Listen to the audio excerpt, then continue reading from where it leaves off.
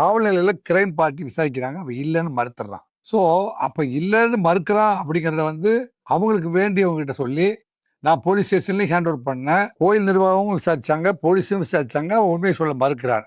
எப்படியாவது உண்மையை வர வைக்கணும் அப்படின்னு நிக்கிதா செஞ்ச ரெக்கமெண்டேஷன், நிக்கிதா ஏற்பாடு செய்த சிபாரிசு அவ்வளவு ஸ்ட்ராங்கா இருந்ததுனால தான். சிபாரிசுனா போலீஸ் கூட்ட ஏதாவது சிபாரிசா இல்ல வேற என்ன, எந்த மாதிரி அதை சொல்ல வரீங்க? அவங்க வந்து தன்னை ஒரு அரசியல் செல்வாக்கு மிக்கவர் என்று பலமுறை அவர் தெரிவித்திருக்கிறார்.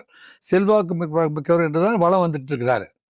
அதனால அவர் யாருக்கிட்ட ரெக்கமெண்டேஷன் பண்ணினாரு அப்படிங்கிறத கேட்கறதுக்கு தான் வந்து போலீஸ் இப்போ போயிட்டு இருக்குது.